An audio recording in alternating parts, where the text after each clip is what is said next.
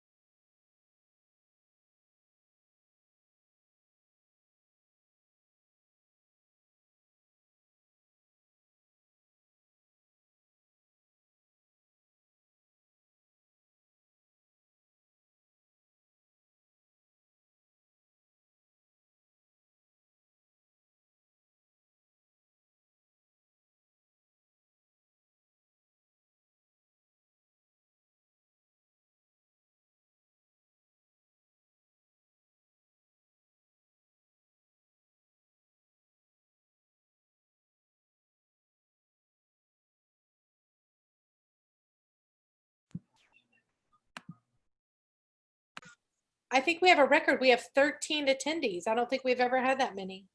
Wow. I know. I'm very excited. Oh, 14. It keeps going up. I'm very excited. All right. Oh, Monique is in there, so Jen can pop her over. It's me. Oh, All right. I just moved her over. all right. So now So we're I back will down to 13, but that's okay. call the meeting to order at 7:04 p.m. And I think we're missing Ryan, Katie. Oh no, Katie's now here.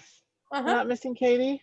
And Abba, who I ran into at Target this weekend and indicated she was coming, so I'm expecting her. She just sent a text saying she's dialing in now. Okay, good. And Ryan's named as Katie.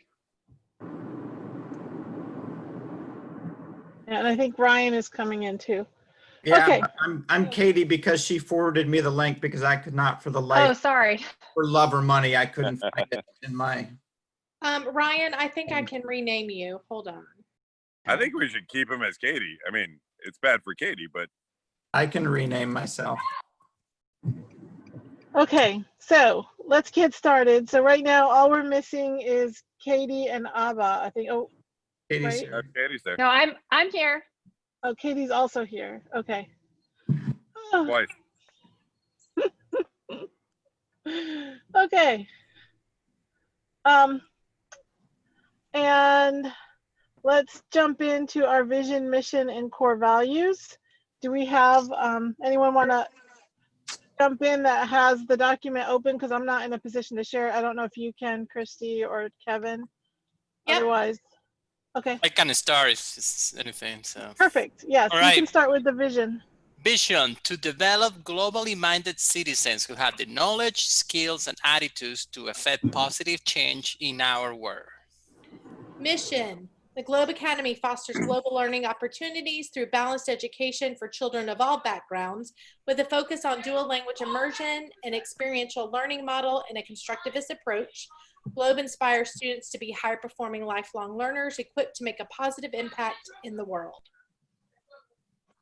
Core values. The Globe Academy's core values are expressed in the acronym CREST: community, respect, empathy, sustainability, and trust. These values are expected of the governing board, faculty, staff, parents, and students. They're woven into daily life at Globe and incorporated into the curriculum. Community. We are inclusive and we nurture and support one another. Respect. We treat ourselves and each other with kindness and dignity. Empathy. We strive to understand and share the feelings of others. Sustainability. We aim to conserve our resources for optimal use in the present and future. Trust. Trust. We are committed to honesty, transparency, and respectfully sharing our thoughts and encouraging others to do the same. Thank you all. That was great. All right, next we have public comment, and I had 2 folks sign up. So Christy, I think you have to give them speaking ability. Just a note that we ask that speaking be for 2 minutes or less, and that we ask not to have any specific naming of staff or children or personnel actions. Our first speaker is Lauren Hayes.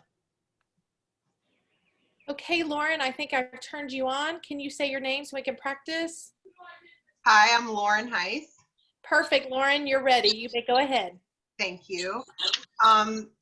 I know, there's been a lot going on with COVID, and I know you guys, I'm sure, are scrambling to figure things out over the summer with how the next school year will begin. I'm not really sure if this is or how heavily involved the board is with this decision, but I just wanted to voice,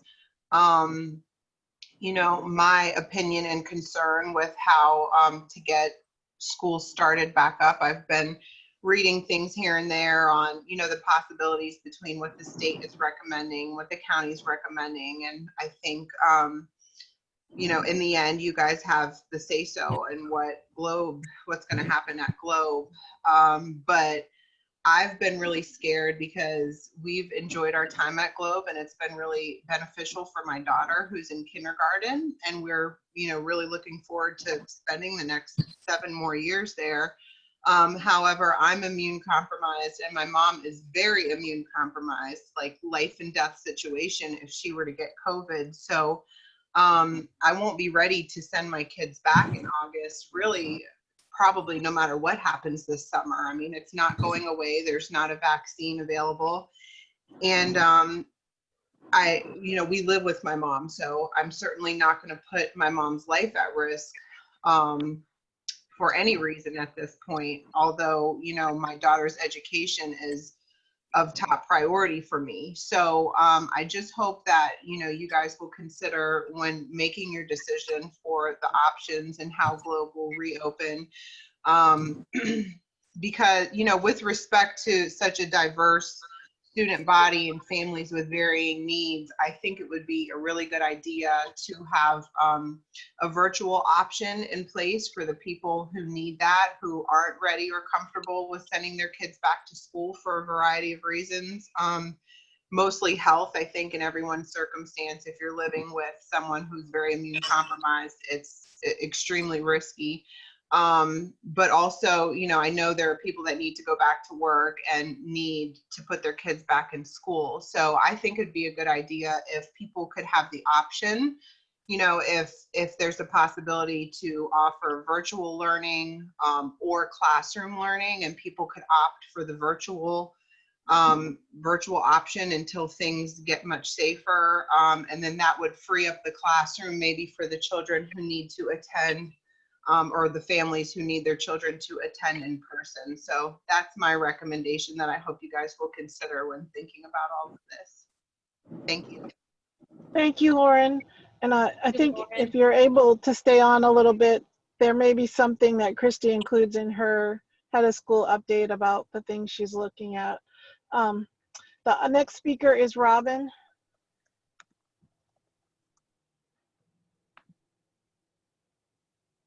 Robin, can you say your name?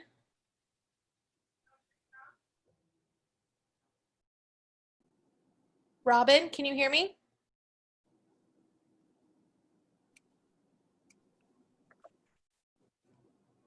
You are unmuted. It shows that you're unmuted.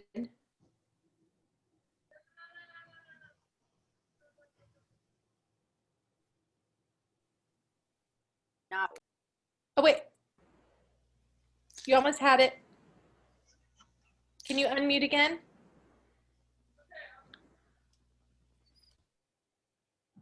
Hey, Robin, I'm going to unmute you and see if this works.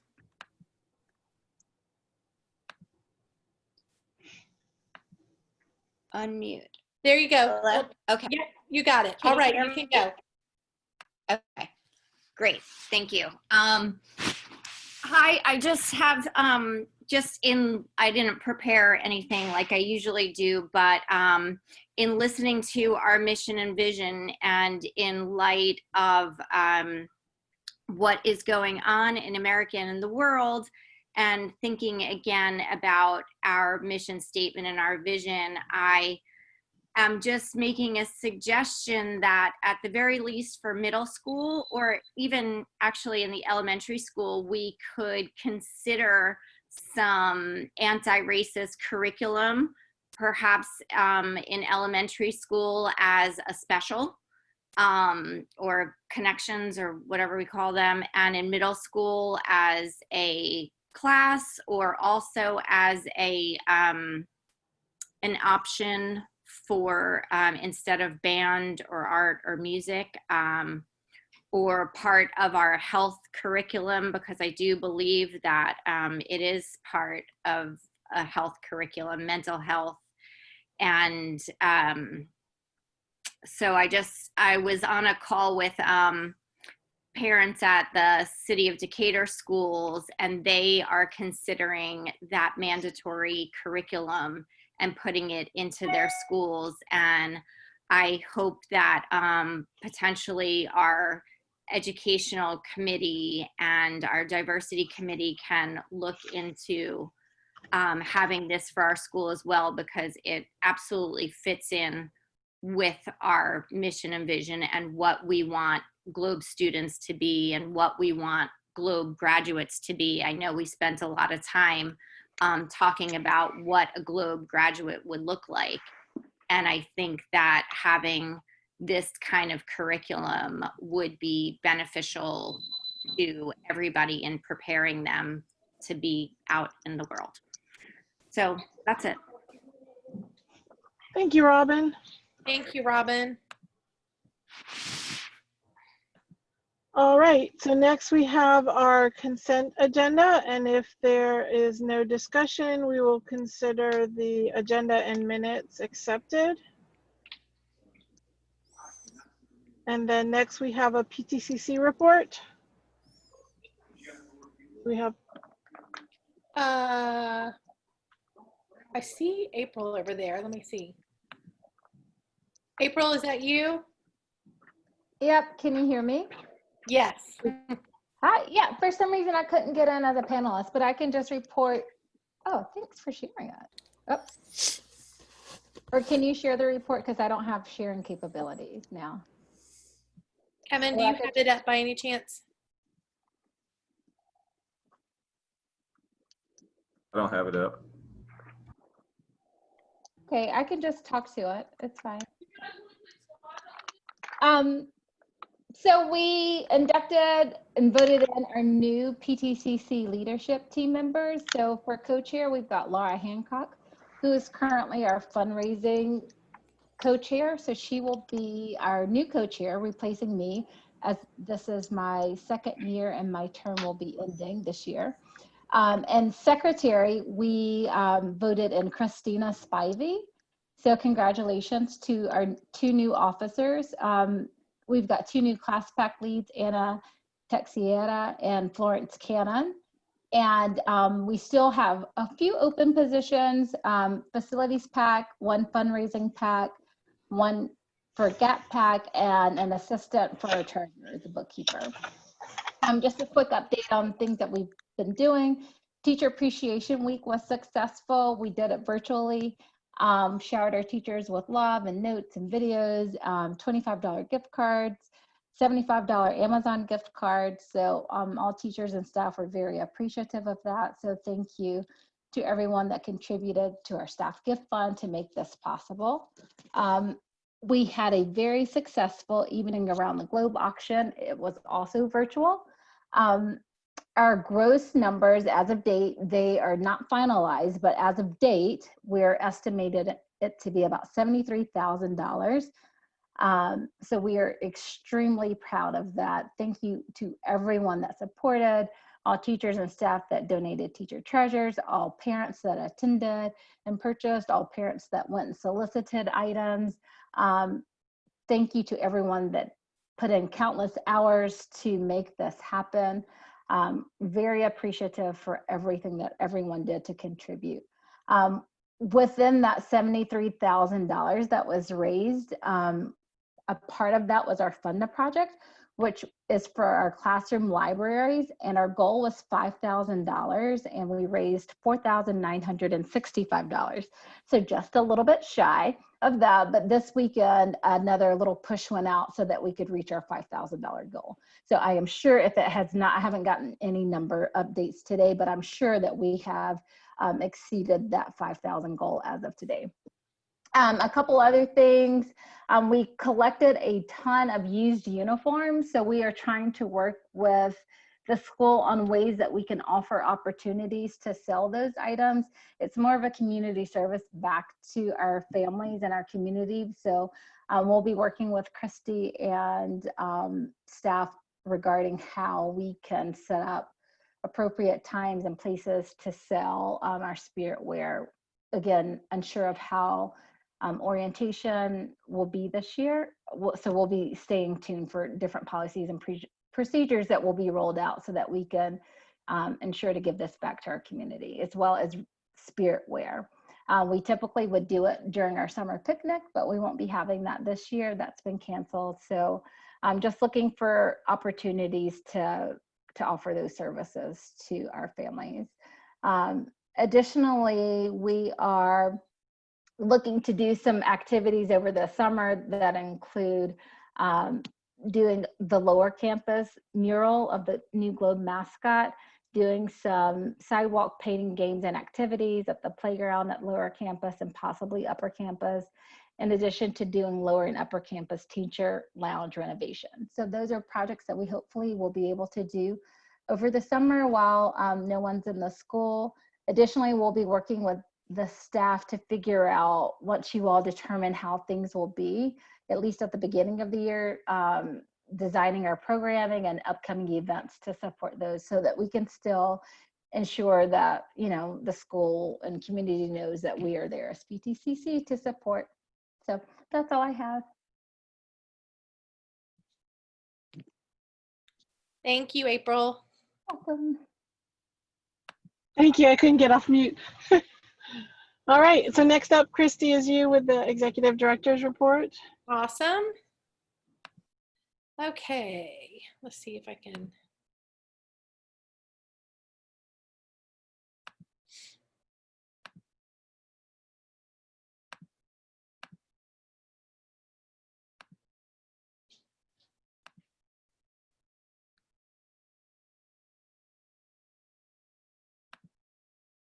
All right, can everybody see?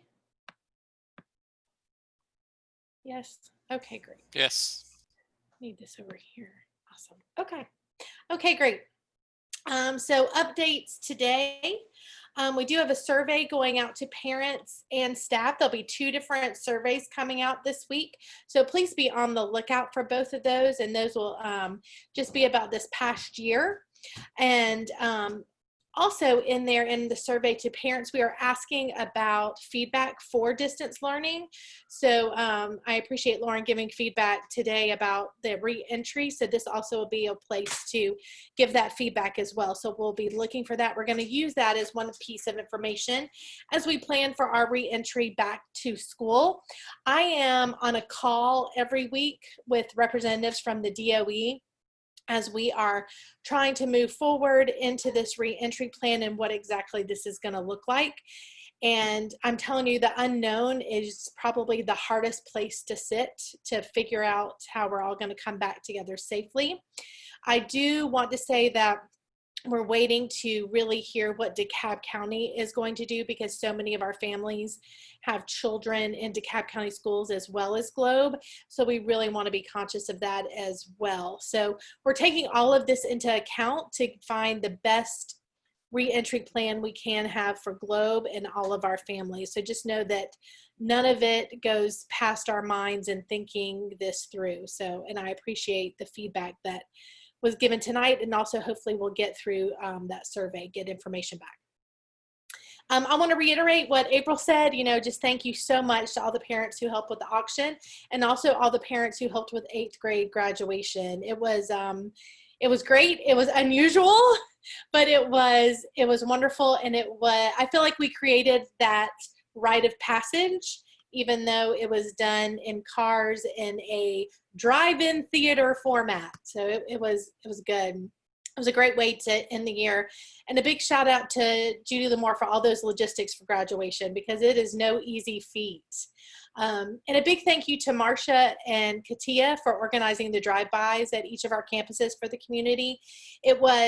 I think it was as much needed for staff as it may have been needed for parents and students, but we really needed to see those beautiful faces before we left for summer. So thank you to all of them, and thank you for those who were able to drive your precious children by us so we could see them one more time. Even though the strategic plan as a whole is on hold right now, we are using the progress we made, especially in the area of vision of teaching excellence.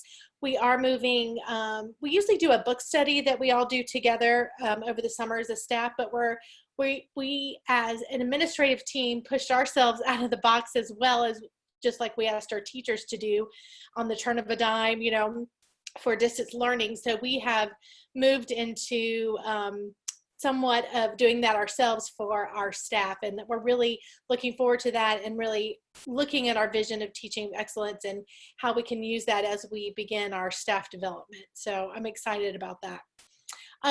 Before we move on to the next section, I do want to just stop for a minute. Brianna is our nutrition director, and some of you may not have had a chance to meet her. She joined our staff this year. It's the first year that we had a nutrition director. We were super excited about it. First time with the new lunch program. And so I'm going to kind of just hand this over to Brianna and let her explain, because if you recall, we talked a little bit about, I want to say 5 months ago, about a charge policy. We have to have a charge policy per the state for our lunch program to be part of the federal lunch program. And I know we had a lot of discussion about that and what that looks like and the amount of money that we have now. And so Denise and Brianna are here to kind of talk through that. And Denise, I'm going to unshare for a minute and let you or Brianna take over from there and just talk about that charge policy really quickly. Okay, thank you, Christy. Good evening, everyone. I am Brianna. I am the new school nutrition director for Globe.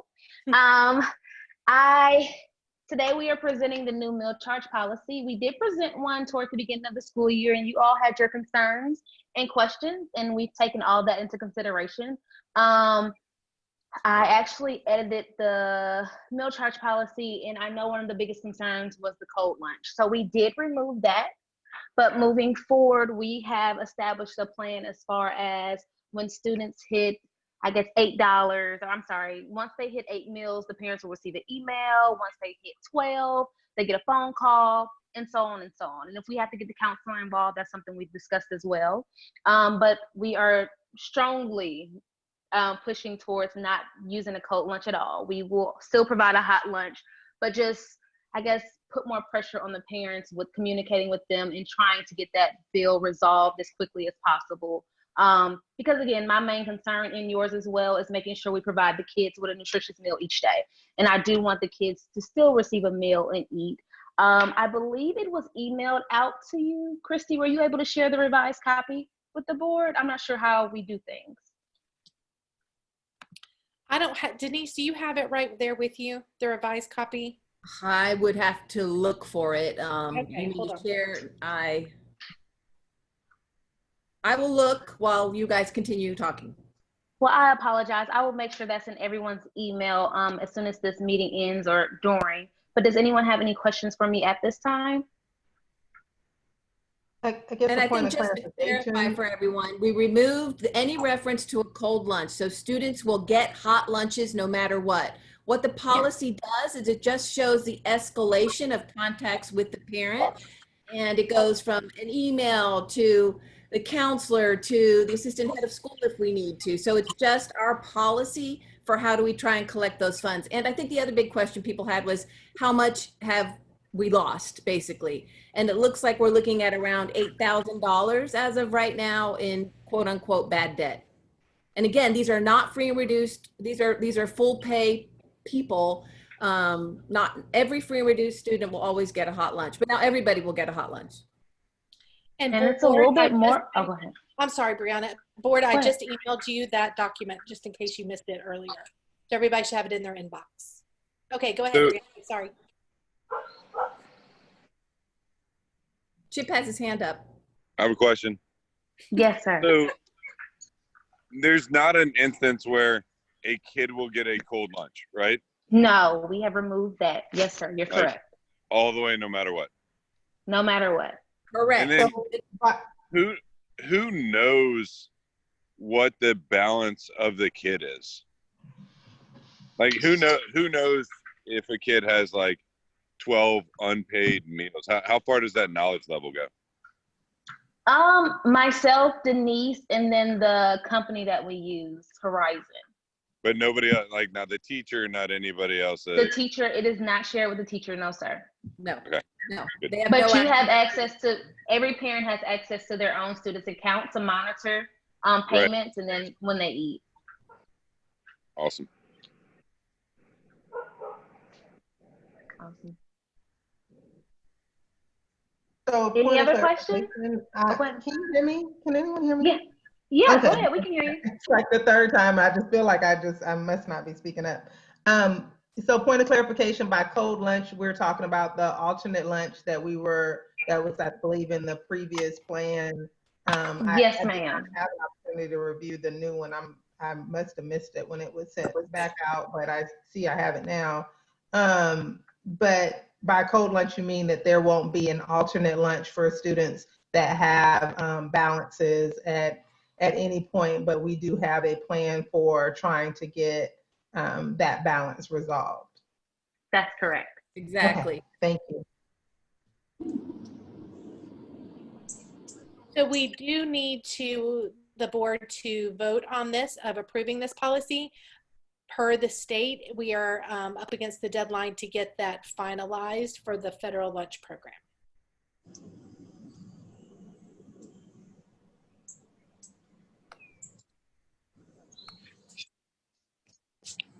So I was just reading it. One more quick question.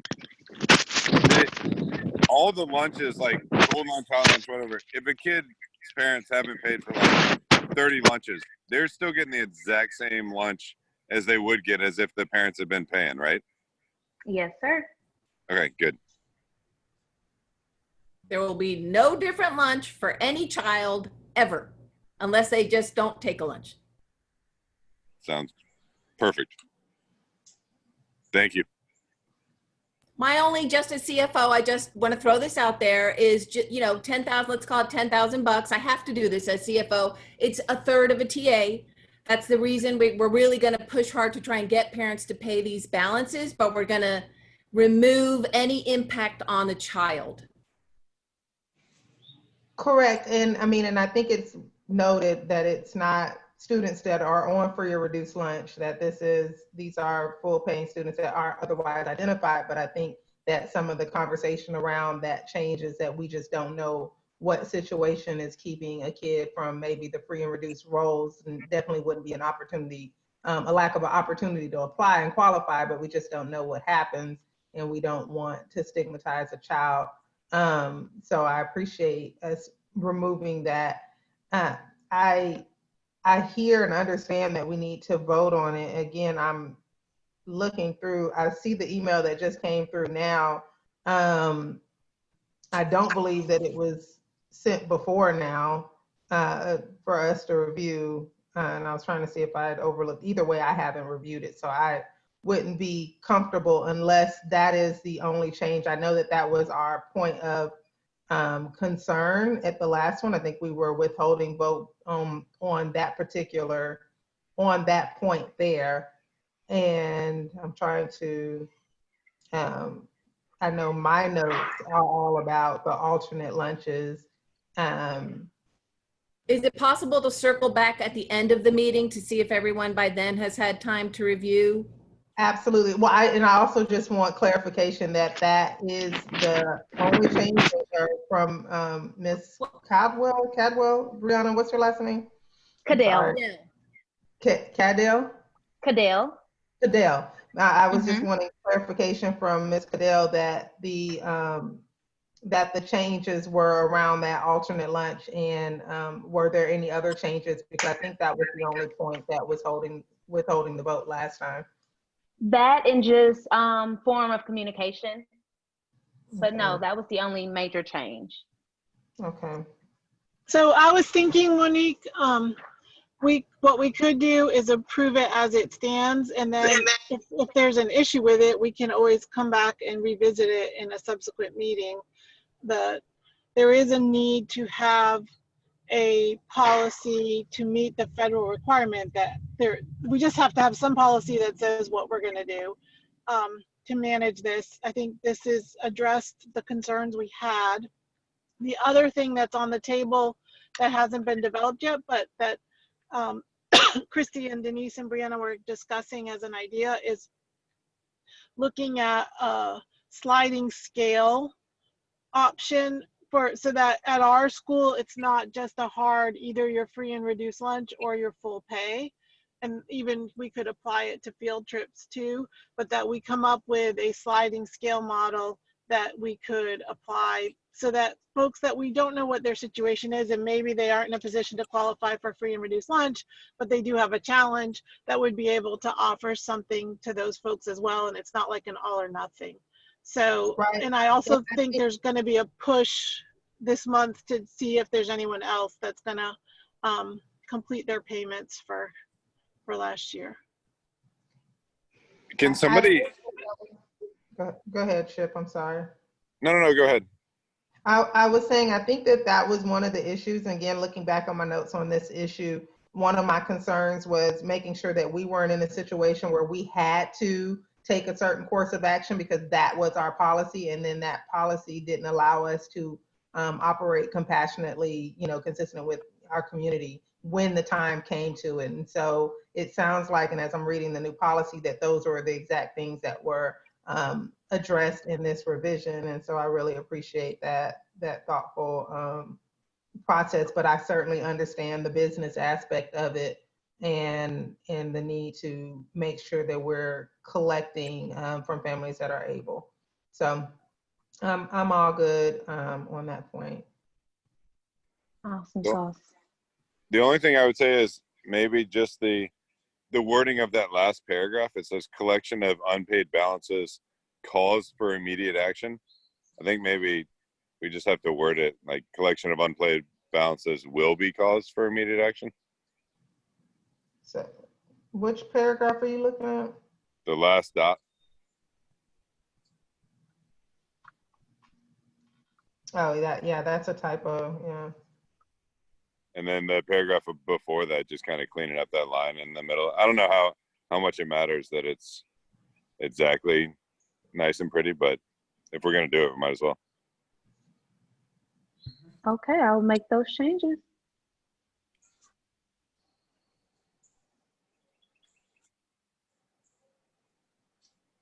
So are folks willing to vote on it now with those changes? I am. Personally. I am. All right, let's get a motion. I move that we approve the new lunch payment guidelines. Charge policy. I move that we approve the new charge policy for lunch payments. With the typos as you noticed. With the typos fixed as we noticed. Okay. I second. Okay, all in favor? Aye. Aye. Aye. Thank you, everyone. Christy, did you have anything else? Yes, I do. Sorry. Thanks, Brianna. Oh, thank you.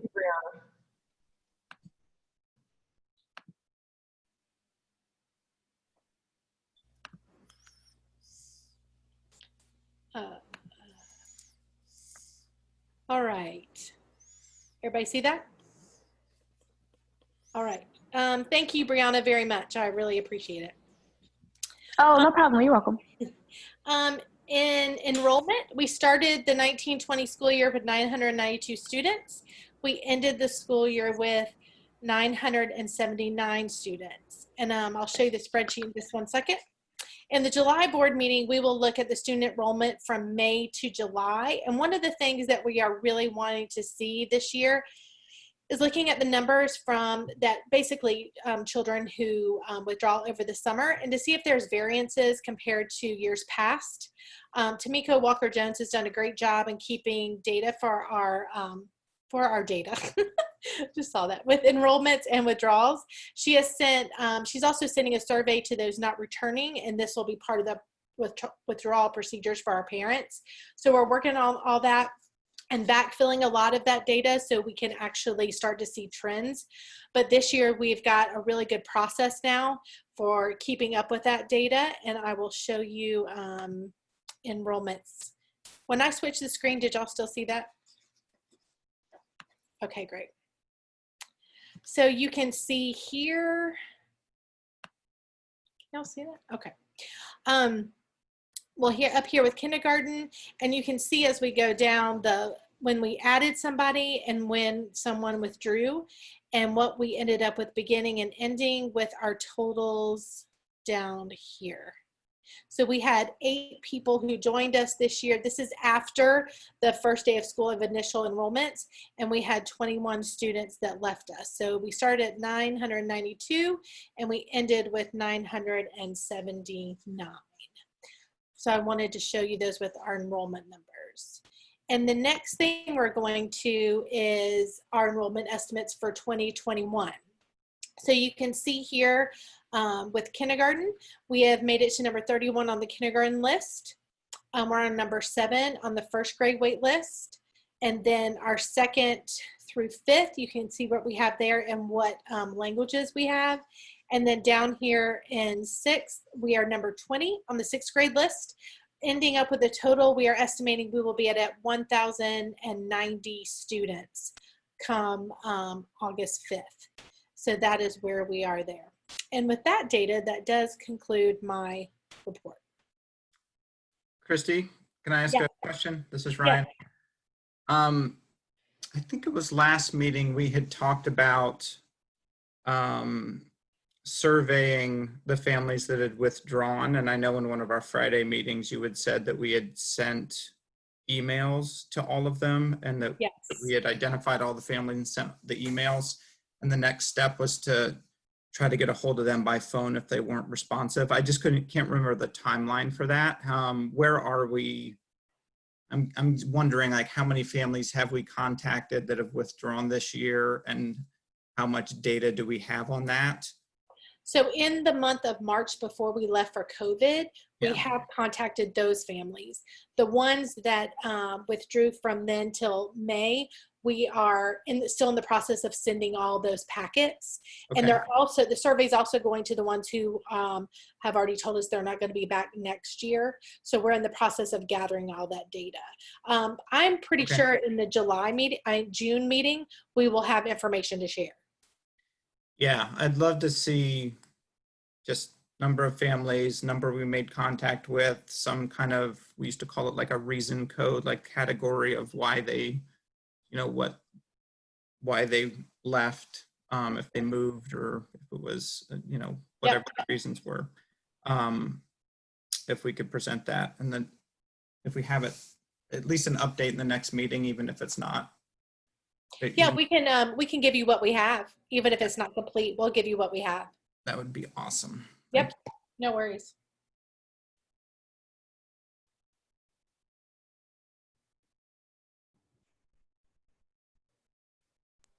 Okay, sorry, my mute button is fighting with me.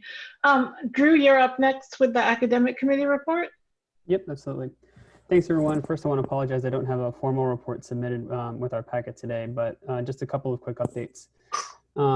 First is I'm going to be this summer, the academic committee is working on a reporting kind of plan for the year with respect to our academic data, similar to the report that we submitted at a couple of board meetings back, trying to figure out which ones and what data we want to present at which times of year and how that maps onto our existing assessments.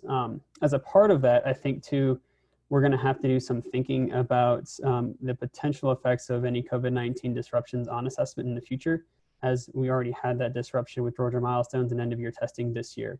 And so that's certainly something that I'm thinking about for the coming year as a potential thing to be looking into and trying to find ways to continue where possible some sort of solution for assessment. So obviously that's yet to be determined and unfold as we find out more this summer. We're also continuing to prepare kind of some of the data that we have existing from MAP and other sources. So that's a project that's been going on this summer, which will be continuing through the summer to prepare for some more examination of deeper questions starting this fall with a couple of different groups within the academic committee exploring kind of 3 different areas of questions. So those were the kind of 2 big updates for this committee meeting. And so I'll probably pause at this point and turn it over to the next group. And we'll follow up after our next academic committee meeting. Okay, can you guys hear me now? I just switched devices. We're good. Next, Finance Committee with Luis. All right, how's everybody doing tonight? Perfect. Great. Awesome. Let me see. What am I sharing here? Share.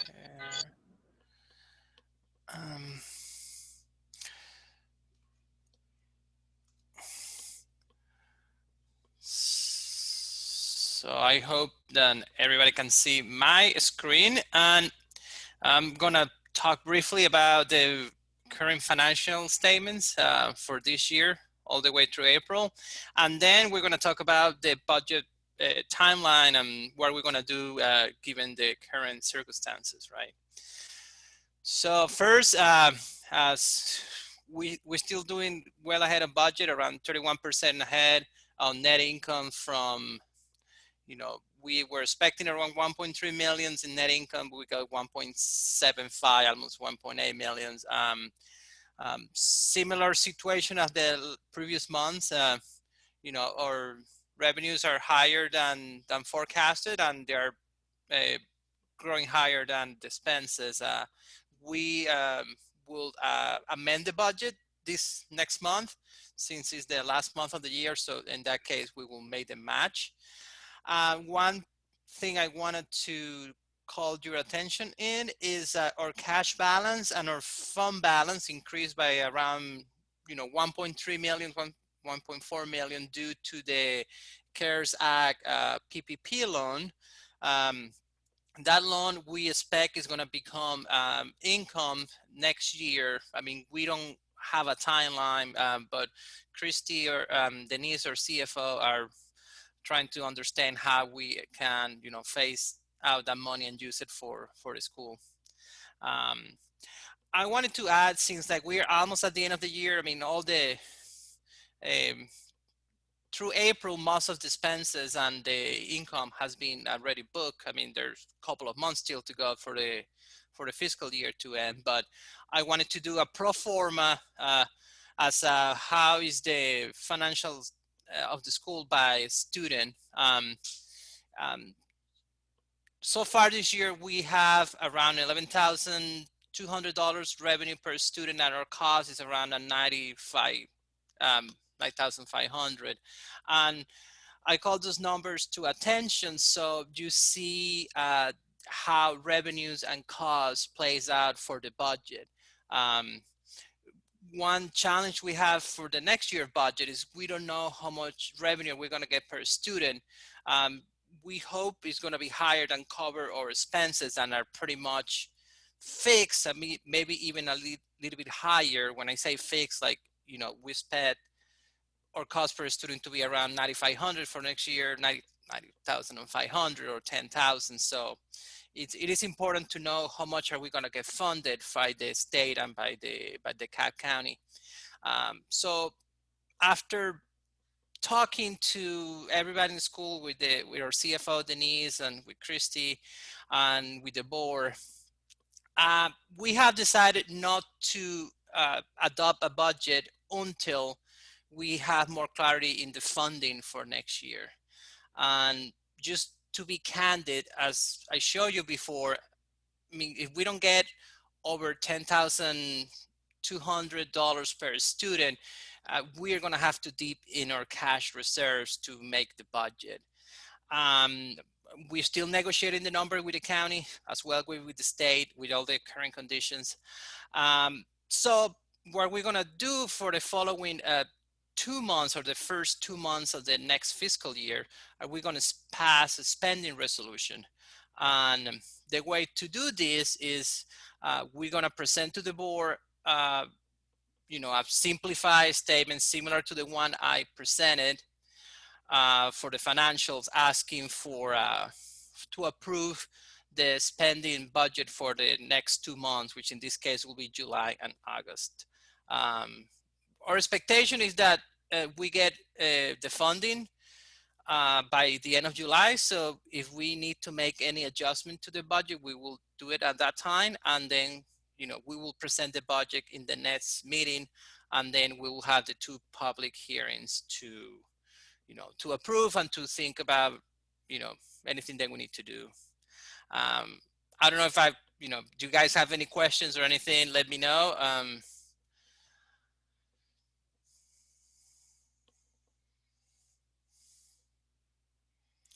All right, either we're good or I'm talking to myself. So, and I did it under 5 minutes. So I just give back the floor to Sharon. We're good. Thank you, Luis. Thank you, guys. Thank you, that was great. So we'll look for budget meetings and budget resolutions and all of that to come. Next is facilities update from Ryan, I guess. Yes. All right. Move my little windows around. All right. Can y'all see my screen? Nods, thumbs up. See it. See who's in my window. Great. Okay, great. All right. We had 2 main topics in our last facilities committee, and I wanted to give you some visuals to kind of update you on what we're doing. The first one is the upper campus entryway. We looked at 5 different design concepts, and we had a general consensus about which one everybody liked best, although I would say that there was some felt stronger than others.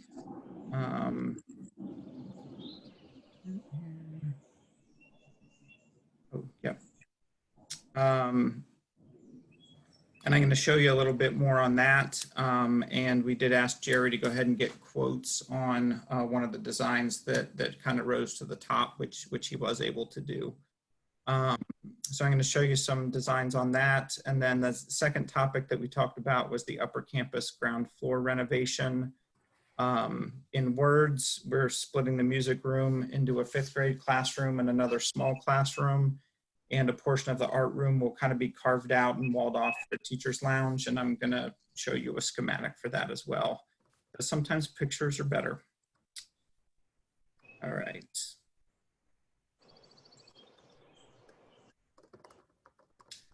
So here's one of the designs that we looked at. We had 4 or 5 of these kind of mood boards that Darren put together with just different styles of architecture. And so just so that you know what we're talking about is this entryway here when you come into upper campus, and the main office is over here to the right, and then the 2 buildings are not connected. It's a security concern, and we have students constantly going back and forth between those 2 buildings and propping open doors and things like that. So the main thing is to secure that area where we can connect those 2 buildings in whatever way we can, but we'd of course like to do that aesthetically if possible. So this kind of idea of, getting matching brick maybe around it with some glass glazing doors is kind of the thing that we thought made the most sense. Again, here's kind of target area. for what that looks like, and kind of an architect's rendering of what we might see is matching that brick, connecting those two areas, and putting some doors and some glass. Kind of a similar, different style door. But this is kind of what we're talking about, just to give you some sense of it. We did get a quote back recently that was definitely higher than we had hoped. It's in the 100,000 range. As the cheapest possible direction we could go is just securing that area with kind of a wrought iron fence. But none of us really thought that that was kind of the best way to go. So I think what we're going to do next is try to kind of value engineer this to see if we can get something cheaper that is more than security fence and maybe less than what the architect's currently showing. So no action here, just updating you all. And if you have strong design considerations, please come to the next facilities committee meeting or just let me know directly if you have thoughts on it. Second is the upper campus ground floor renovation. Here's just a picture that matches the words that were written on the page previous. Here's kind of the music room that will just be adding a wall to accommodate 5th grade, and then have a smaller classroom for small group instruction. And then the music room will move down to the other end of the hallway into one of the larger rooms. And then the art room, I don't know if y'all have been down there, but it's pretty giant and not really, all the space isn't really needed. And so I think that was an opportunistic way to get a teacher's lounge carved out. And this is really just a renovation. There's not really plumbing that needs to be done, very minor electrical work. So pretty, couple of weeks of work for a small contractor. All right. That is all I have. Are there any questions on either of those two items? I think they're necessary. So those going to be budgeted in for next fiscal year? Is that the plan, or? So the renovation should be in this year's budget. The new construction, we're going to have to see where we end up with the year. I don't know where we're projected to land with that. And we just got the quote a day or two ago, so the committee hasn't really had a chance to convene on that. But now that we have some hard numbers, we need to kind of get together and make a decision. Okay, good. Thank you. I think up next is Megan. All right. All right, so I just have a brief report today. We are currently at 95% of our fundraising goal for the year. We had a little bit of a bump for annual fund thanks to the Giving Tuesday. So thank you for everybody who donated and for the board members who stepped up as well. I appreciate that. So we just have a little bit more to go. We have several monthly recurring payments that donors have been giving that will count through the end of June. So hopefully we'll be able to make that goal by then. I'm working on the fund development plan. You can see the different things that are included in that plan. I am trying to get together all of the different fundraisers throughout the groups and folks that are working on fundraising throughout the school together in a meeting so we can create a master fundraising calendar so that we're making sure we're not stepping on each other's toes, that we're supporting each other throughout the year and being strategic as to when we're holding our events or making a certain fundraising push. We are also planning on including some volunteer recognition in this plan. I know that the volunteer program is managed by PTCC, and Laura Hancock is on our committee as well. So it's nice to work closely with her and work with the PTCC on this with this effort, since volunteerism is an in-kind donation of their time. So we want to make sure that that's included in our recognition piece, along with the folks who give money in addition to their time. So Donor relations, we're finishing up the donor thank you letters. We're planning on emailing those out in June. We are also updating the website support pages soon once we have the final numbers for this school year. And we will be adding a list of the folks who qualify for the leadership and advocate circles that I talked about at the last meeting. So those will go up, as well as their names will go up on the new donor recognition monitors, the TV screens that that I mentioned we were going to use at each campus to recognize donors. And we'll basically be removing the donor wall that's at Lower Campus and switching over to these new monitors starting with next school year. And then we have a new person on our committee who's kind of helping with the sponsorship and partnership packets. So we can look a little more externally at some of our prospects and hopefully get some larger sponsorships towards annual fund next year. And then the donor database management, we have been in talks with Bloomerang. They are the ones that I mentioned before that Museum School has switched over to. They have two different options. There's a basic and a custom option. We're looking at hopefully doing the basic where they just give us a template of what we need to upload. We put all of our data in that template and then easily upload it and then manage it ourselves. Megan Brown, I chatted with her last week. She's actually helping me with some of the database cleanup. We did realize that it's just based on how Globetrot is and all the different donations and how there's multiple transactions with one donor. There was like, I think it was like 17,000 records. And that's just not manageable right now. So we are just going to focus on annual fund to start. And so that's what we'll use as our main data. And then hopefully moving forward from that, we'll be able to include Globetrot and GlobeRocks. And we'll just grow the database as we go on and on. But I think that's a much more manageable solution. It's also going to be a lot cheaper since Bloomerang charges by the number of records that we're wanting to upload. So we are also comparing costs and services with other vendors. I've created a document that kind of lists all the different functionalities and requirements that I'm looking for. FG is on our committee and has done an excellent job reaching out to folks. And so hopefully we'll have some kind of document by our next meeting that kind of compares these vendors side by side so we can make a decision on who to move forward with. For grants, Catris is going to start helping out with some of the management, the internal management of our grants. We definitely want to focus on this moving forward, especially with the budget cuts. There's some big opportunities for the school here.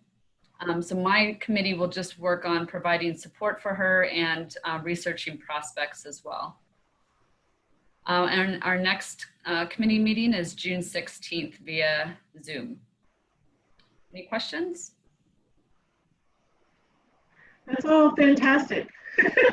Thank you. Thank you. All right, next is communications. Hello, hello, how are you? Okay, so communications committee, we are into my 60-day stretch and everyone can see my screen? Yes. Good. So 60-day stretch, running a little bit behind, put this together really before knowing the speed that we may be able to move at. So had some enjoyable meetings in this previous 30 days with, well, first of all, I did manage to recruit Lee Long onto the committee. So she's already adding a lot of value. Lee recently moved back from Mexico, is between jobs. Her husband was working in Mexico. And so big background in agency and other marketing communications. And also Catris is going to join the committee to assist. And we're going to meet up every 2 to 4 weeks, depending on the ability for Catris to meet. We actually met this morning, or this afternoon, but that was after I'd sent Kevin the board notes. So in the last couple of weeks, I've met with PTCC, had a great conversation with them, had a lovely conversation with Sharon as well as with Robin Brandman, and really was very interesting to hearing these different stakeholders and different requirements from different groups, and finding out where they feel the areas for opportunity are for the communications committee. Also, during conversation with Ryan, really discussed the need for leaning into the school's process of what CareTrust is doing versus maybe taking a step back and looking at starting with just the communication from the board and then slowly building on the other side of things. So really looking to help the board themselves and all my fellow board members here better communicate what we're doing to other stakeholders like the parents and PTCC, because there's a feeling of a lot of good work's going on, but no one knows about it. And so then there's a feeling that no good work's going on. So the reality is that we want to try and control the dialogue before people make their own dialogue up. And so we're going to be looking to do a lot more board-based communications. And so that's really kind of the main move of the next 30 days is now starting to formalize that. Also, during the meeting with CareTrust today, she did actually send me the first draft of, or it may not be the first draft I've seen of the communications plan. So Sharon, I'm pleased to say that one is quite well underway. And so I'll look at that and start putting things together. And then, as you may have seen from Christy's email yesterday, there has been a survey of elected officials, I guess they would be for the DeKalb County Board. Some are pro-charter schools, one or two are not. And so we're discussing the opportunity to send out an email from the board to our stakeholders and audience, just reminding them the importance of voting, the importance of getting involved as a community and sharing the results, which were allowed to be shared. They were not private results. They knew when they gave their answers in the survey, they would be shared, and pointing anyone that wants to read that to one place so that we can really help these stakeholders that are going to be making important election decisions know they can make informed decisions. So I believe that, Sharon, if I think you may have the constant contact login is what CareTrust thought today, but we'll be getting that out and hopefully getting an email out to everyone this week. So that's really it at the moment. It's about looking at how to keep that increased flow of information from the board out to stakeholders, and then really kind of buddying up with Megan Development Committee to make sure we support them with all their important fundraising and grants that they're doing. Thank you. Great. You've been making some good headway, and I just remembered another action item I promised you, so I've got to finish my tasks. I'm in my learning phase still. Yeah, when people come to work for me at my office, I tell them it takes a good 6 months to get up to speed to work on my team. So I think it's similar in a school. There's a lot to absorb. Good. Any questions? Okay. Thank you, everyone. All right. Next, Abba, we have governance. Okay. Hi, can you guys hear me? Yes. The committee met on May 13th, and we reviewed the bylaws, the draft of the bylaws, and there were still some gaps which have been subsequently filled in with the help of Sharon. So we are in a good place to have it reviewed, and I think Sharon was going to take up, so what I've done is I've taken the draft, and there's two floating ones, one where it's a total red line of everything that's changed, which is far too comprehensive and useful for anyone, and then there's a second draft that Sharon has that just basically highlights the red lines of the key changes, as well as a corresponding chart that tracks those key changes for ease of review. And so Sharon has those, and I believe she's going to review those. Sharon, and then once she does that, I think we'll be ready to send it to the board for a vote. Sharon, is that right? So did you just send me? I sent her either Saturday or Sunday. Oh, okay, I missed that, sorry. Yes, so you and I had gone back and forth a bit, and that's great. If you've got those back to me, I will get that. So what we were gonna do is send out a version that didn't have all the edit kind of stuff, the grammatical and formatting, and just had so that the actual changes would stand out. So I think that's great. I'm very excited that we're going to get that done. Yeah, we're getting there. We're getting there. So yep, I'm excited about that too. And then the other thing that we discussed was the staff handbook.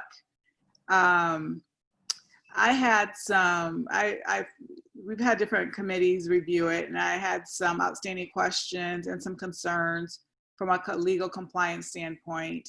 And then, so I reached out to Sharon. Got approval to have it reviewed by a labor attorney from the law firm that we use.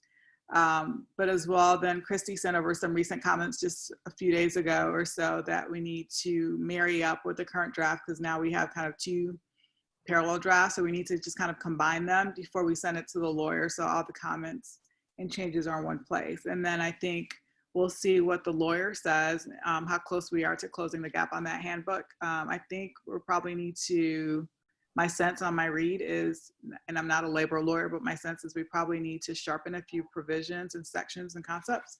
So it'll have to go back to the committee for some fine tuning before it can be actually finalized. So that's pretty much it. All right. Thank you. And thank you to your committee. It's been working hard. It was Karen Angel and Adam Weekly. So I thank them. I don't know if they're on, but they've done a great job and been very collaborative. So I appreciate their help as well. Been a lot of effort going on there. All right. If that's it for governance, I think, Katie, did you have anything? No? Okay. I can read your lips. You're muted. And then next, Monique. Hi, everyone. I did not submit a report as of our last meeting. I mentioned that we were, the diversity committee was not meeting over the summer, absent a few issues or anything that would come up. However, I think the current state of affairs something has definitely come up. So I am planning to reach out to our board chair and our head of school to see what communication, if any, the school feels like it should do in light of recent events, and whether there are anything that is, again, on our mind as a community to make sure that our silence is not misinterpreted. And so I'm hoping that that's something that has been on the minds and hearts of our community and our leadership at Globe. I have not heard from anyone at this time, but I know that, we're all in our personal spaces trying to make sure that we're safe and our family's safe and our mental health is safe. But we just want to make sure that Globe is, again, always clear where she stands. And so that is something that is on my mind and on my committee's mind, having heard from my very active, couple of my active members today, even on just that issue. So that is something there. I definitely heard Robin's comment and would like to look into that a little more. And also in light of our budget and our financial position, to see if it is absolutely still necessary to put the diversity plan and on the back burner due to our budget issues, and whether that is something that we can figure out how to move forward and kind of make it essential at this time. So not diversity plan on the back. Hey, Monique, not diversity plan on the back burner, just the diversity vendor. Well, yeah, well, the vendor was the one that was going to help us execute our plan. We have a plan, but it can't be executed without guidance. And so I'm sorry, yes, but that was something that we did. We weren't moving forward with at this time in light of our budget, but we just have to see what we can do. So because everything is really new, nothing really in the works yet on that, but it will be something to report on, I'm sure, by the next meeting, just because we need to meet. So please look forward to some kind of meeting notice and communication around that. And that's all I have.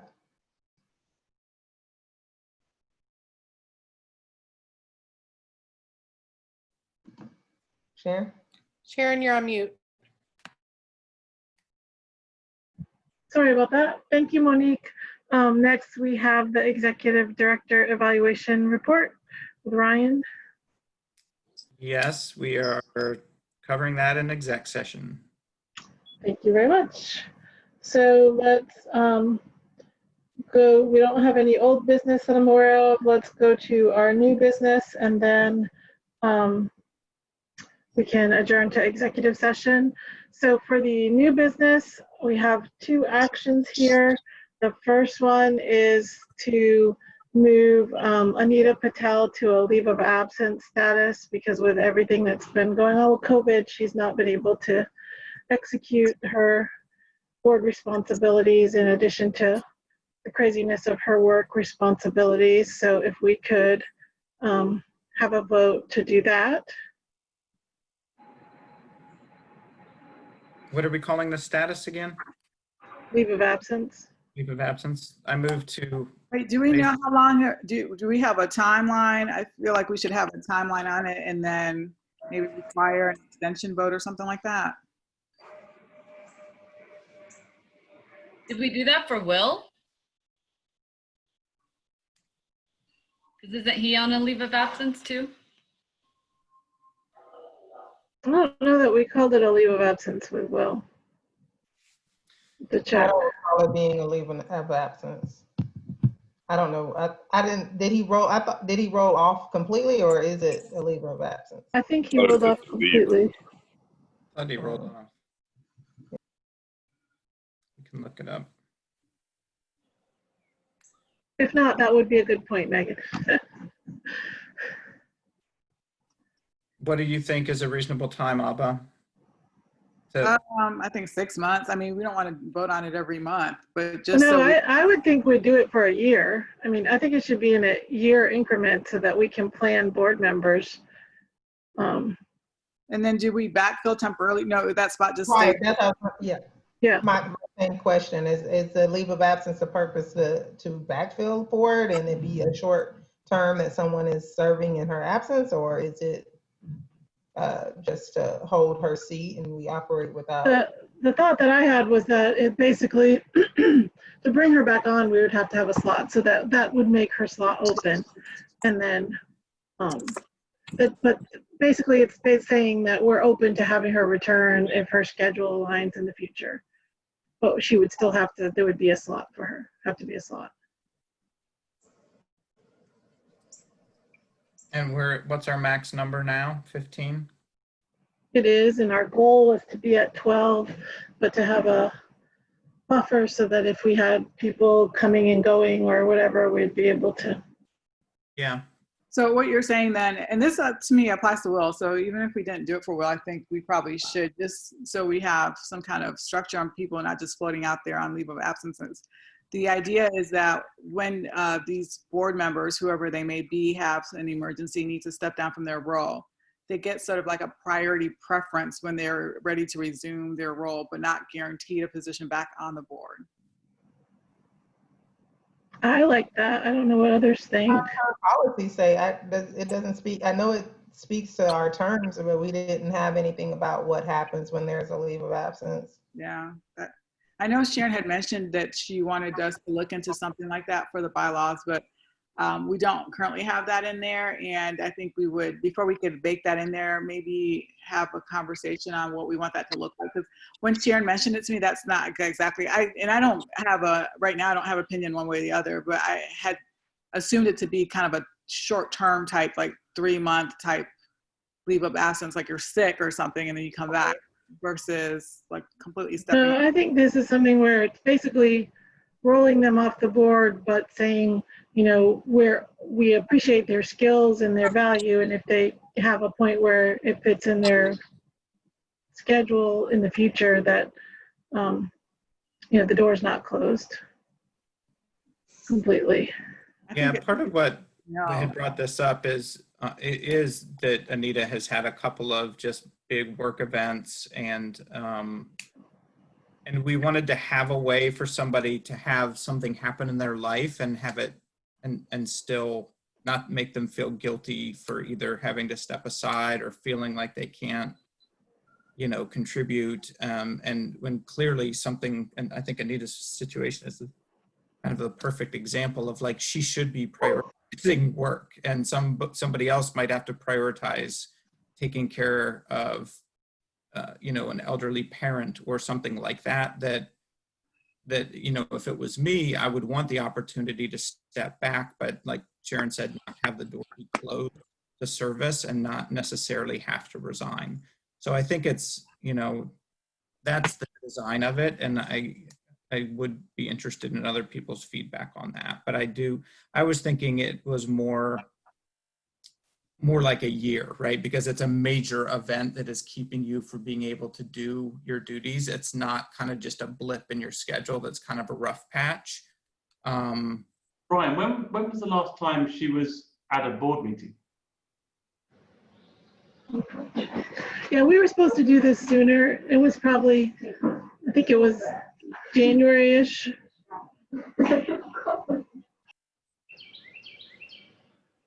Yeah, I don't know the answer to that. We'd have to look at the thing, but if I remember, she came to the extraordinary meeting. We were doing the financial approval for the upper campus, so that's around November. Yeah, I know I've never met her, so, and I did miss one, so it might have been the one I missed.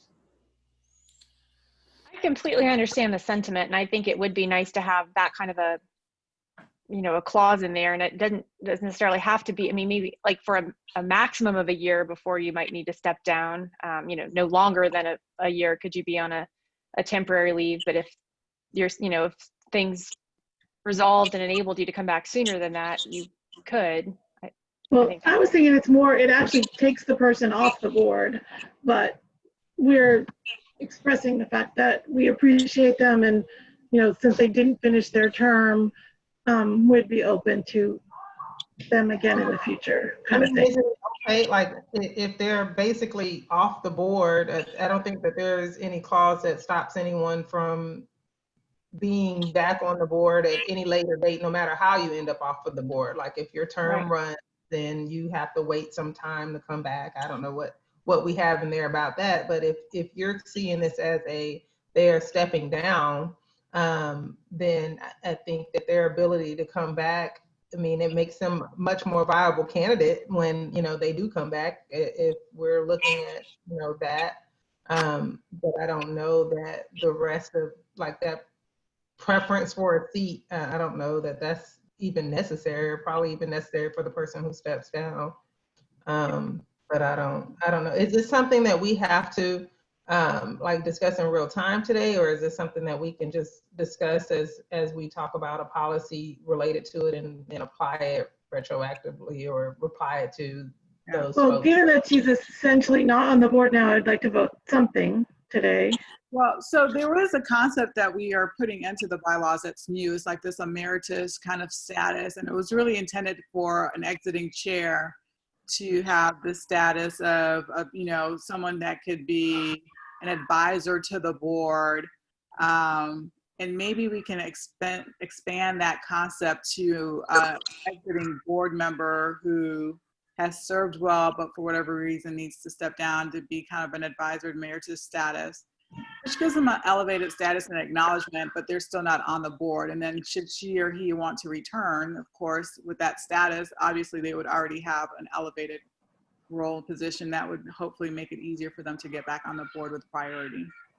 Well, for today, do we then just want to vote her off the board, and then we can discuss other options? I mean, the bottom line is, as far as having a quorum and having meeting attendance and things like that, I mean, our bylaw says if you miss consecutive meetings, then you should be removed from the board. And overall, in managing quorum and things like that, we want to, and even, you know, D&O insurance and all that, to manage it to people that are actually engaged on the board. Right. So she wants to be off the board now, right? Given her work circumstances. She is not able to participate in the board right now. So can't we just say thank you and move her off the board? And if she can come back, she can come back. We can. That was mine. Yeah. I mean, I don't think that that's any different than accepting anybody else's, you know, resignation, I guess, from the board. It comes with very noble reasons, but you know, it is what it is. Okay.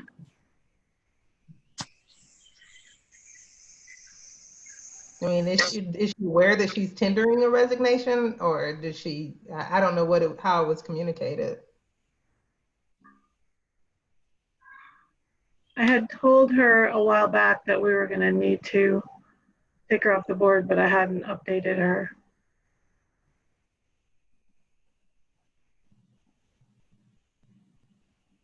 I mean, I don't know. I would just like to see whatever policy that we're making this decision based on. So if we're making the decision based on your, you know, failure to attend so many meetings, and I mean, I know it sounds punitive, and we would never want to penalize her because of all of the work that she's done and her longevity and all of those things. So I get it appearing and sounding punitive, but I mean, we just would have to make sure it goes down in the records as, you know, a noble reason, and, you know, with considerable notice, but pursuant to this policy or this, you know, rule, she's not on the board, and, you know, she's welcome, or she's not prohibited from serving in the future.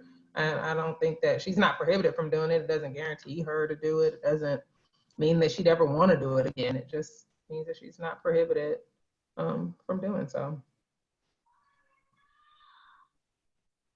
So that's mine.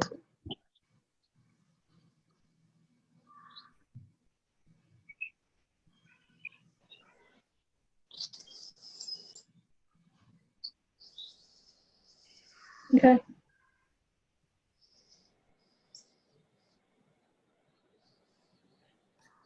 So Sharon, what do you want to do now?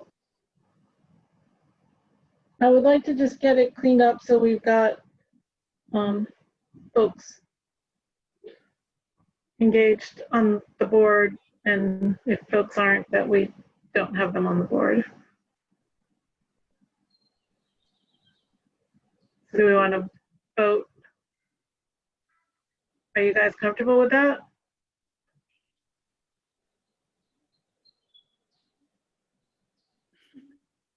I would be comfortable with voting to you know, hear me? remove her from the board pursuant to whatever policy that requires attendance at so many meetings. As long as like I said, the language is there. It is. I mean, the policy says there's an attendance policy, and then there's one that says we can remove people for any reason. Well, I don't want it to be for any reason. Right. And Yeah. you know, I mean, unless before we get there, she's opting to, she'd rather resign. I mean, I don't know what, you know, implication. And so I would, attendance. Can we resignation seems a nicer way because it's voluntary. You know, if she wants to, she would just, or like you say, she's always welcome back, correct? I mean, yeah, either way, she'd be welcome back. I mean, if there's a spot, if there's a time, if there's a need, I guess there's, you know, other considerations that go into how people end up on the board. But I don't know. I mean, maybe for her, if it were me, I think I would want the opportunity to resign rather than being removed for attendance, even if that's the policy. So I just would like for it to be kind of clear what she was expecting from your communication with her, Sharon, where you're saying that, you know, you spoke with her and we're going to do something. You know, she may have thought that something would go down in history as a leave of absence, versus now kind of changing without her knowledge. So I think it would be owed to her to give her, you know, the opportunity to resign if she wants to, or, you know, we can move forward this So you way. basically don't want to vote today? I don't, because I wouldn't Okay. want, it let's voted not on mine, but I'm just one drag it person. out then. Let's do the other vote so we can go to executive session. So the other one is we do have a resignation from Johnny Garcia, and we need to vote to accept that resignation. I move to accept the resignation of Johnny Garcia. I'll second. All in favor? Aye. Aye. Okay, so that one's done. And then I think we're done with the main content of our meeting, and it's time for executive session. And Ryan sent us a separate link, and Christy's gonna hang out here and wait for us to come back. Okay. Everyone get the link that I sent? It was about 6:30 or so today. Yes. All right. I will see you over there. Thank you.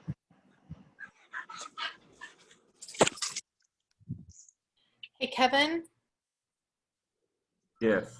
do I need to stop recording and then start when you come back? Yes. Okay, Thank I'm you. gonna go ahead and stop now. Okay. Thank you. And we're recording. All right, so we are returned from executive session. Can I get a motion to return? Move to return back to. We return to session, board meeting. Okay, a second. All in favor? Aye. Aye. All right, the plan is our next meeting is the end of this month, and it will be June 29th. And that one's important because we will cover budget and getting our budget resolution, because technically after June 30th, we don't have a budget. And as Luis mentioned, we can't create one because we don't know what the state is doing, and they're supposedly going to cut 14% potentially from education, addition to anything else the county might come up with. So we're going to do a resolution, and that will last us for 2 months, because we don't usually get the county payment till the end of July. And that'll be coming, and then we're going to do officer elections as well. So, and that will be my last meeting. Oh. Bring your boxes of tissues, everyone.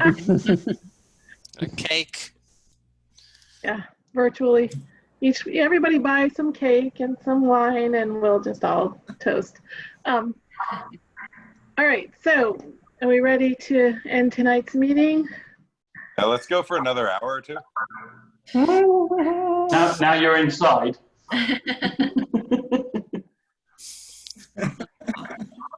Not possible. Seriously. What are you drinking, Luis?